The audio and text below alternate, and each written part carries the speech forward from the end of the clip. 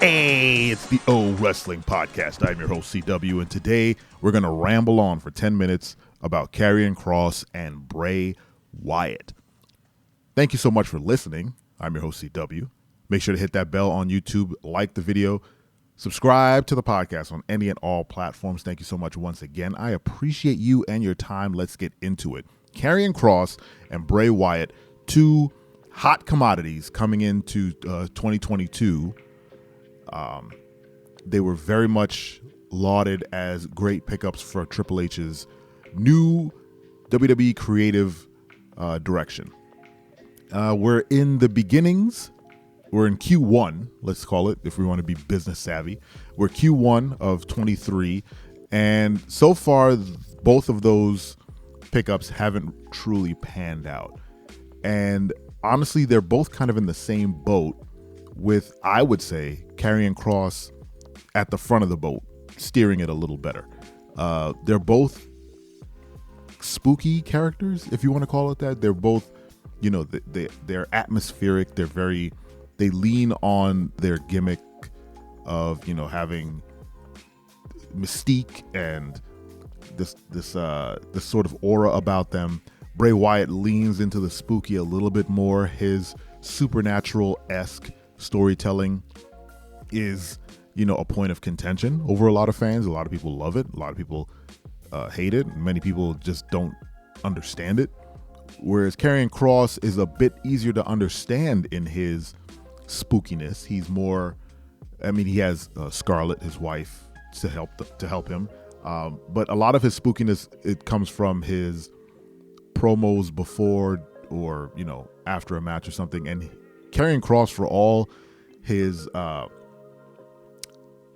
bluster, no, that's not the right word. For everything Karrion Kross does, he is really, really good on the mic, as is Bray Wyatt. What I find myself kind of leaning towards, which is Karrion Kross, I find myself leaning towards Karrion Kross more because his promos make sense in a way that a human would talk to another human. Whereas Bray Wyatt, for the past, 6 or 7 months that he's been doing that promo with Uncle Howdy, you know, cutting promos at LA Knight, where LA Knight, everything he said made a whole lot of sense. He's like, I don't understand what you're talking about. I just want to fight you. And then Bray Wyatt would come out and just say the most random gobbledygook. He would say a promo and nothing would be said. And then they would cut the lights off, and then some goofy dude in a ridiculous mask would come out and just kind of twirl his hands for a bit. And then they would cut to commercial, where, you know, Karrion Kross will say stuff like, you know, I wanted kids. I thought about it, and then I saw how Dominic treats you, Ray, and that thank you. That put it on the shelf. I don't want kids anymore. You've you've beat it out of me. Where a promo like that makes a whole lot more sense for the program that he's trying to run. That being said, I feel like they're both in the same boat because the spooky gimmick or whatever direction that they're headed in isn't working the way that I think the creative team wants it to work. Bray Wyatt has gotten way, way over, but there is a large portion of the fan base who are like, well, is he going to wrestle? You know, he did the pitch black Mountain Dew Code Red double suplex match in the dark. And while, you know, I guess the gimmick was okay, it was just a branded match, which was already goofy on top of an already goofy goofy program he was working with LA Knight. But the match wasn't so much of a match as it was them just kind of bumping around the ring a little bit, and not in the ring, literally around the ring. A couple wrestling moves were made. It was a very fast affair, and then it ended with that very strange elbow drop from whatever the hell that was onto LA Knight from Uncle Bunkle. And yeah, since then, I mean, LA Knight hasn't been on TV, and he's become another casualty of Bray Wyatt, where the person's character just kind of gets assassinated in their angles. And it really does, I think it does come down to Bray Wyatt's angles really only benefit him, because all the spooky stuff doesn't elevate the other wrestler. It just makes him and his character look stronger or weirder or whatever. But people are way more interested in that aspect of the storyline than the opponent. And it always comes down to like, well, he's going to beat that guy. Same thing happened to Seth Rollins with that big red match. And I think we've said before, it's less Vince and it's probably more Bray Wyatt now, because all these gimmick matches that he ends up in all seem to kind of have to do with lights and how the ring is lit and what's in the ring. Like when he had that wrestling match with Randy Orton and they projected all the bugs on the floor as if Randy Orton would be able to tell what it looked like from his perspective. They had to cut the camera up way high to show the maggots on the canvas, but it was a projection. How would Randy even see it? Like if the projection's that big, the ring is really big. If he looks down, he's not going to see anything specific. He's not going to see any details, but he had to like fall down and writhe. It was a goofy match. But all those goofy matches, I don't know if it was someone ribbing him, but it seems like they are his idea. And I think they need to pull him back and be like, hey man, can you just wrestle?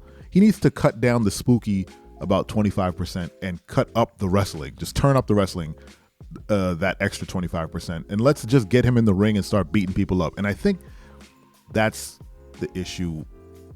We loved Bray Wyatt as the Eater of Worlds because he, for all the promos he cut, which were all wonderful, he wrestled a lot more. He was actually, participating.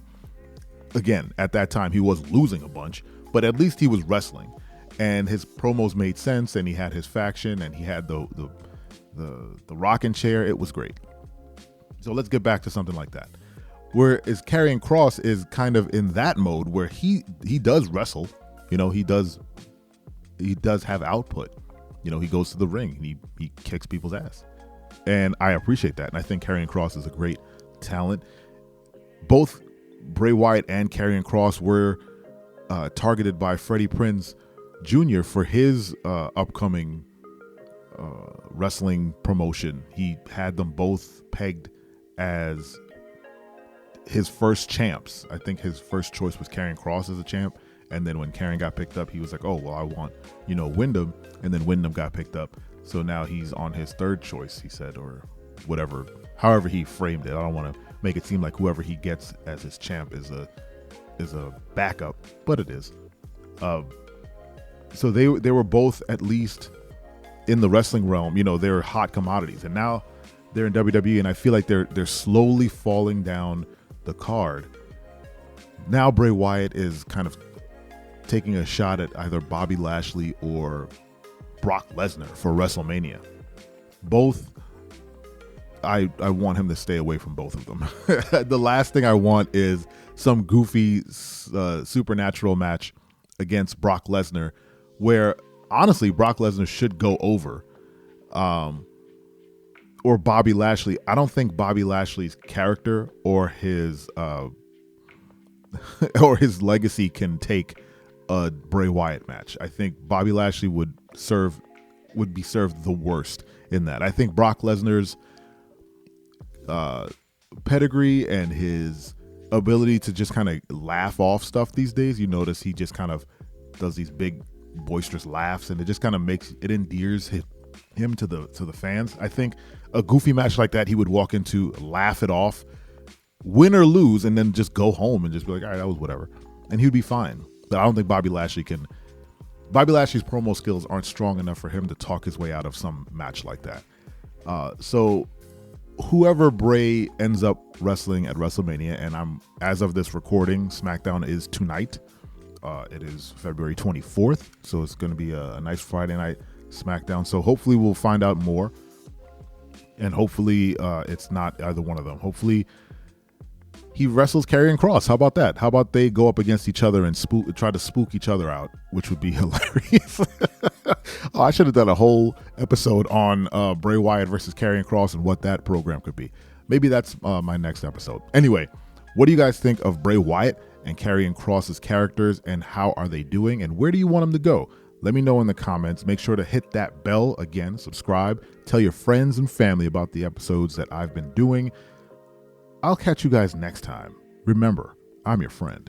I'm your friend, but if I ever see you in the ring, I can beat you. Don't you know? Yeah, yeah, yeah.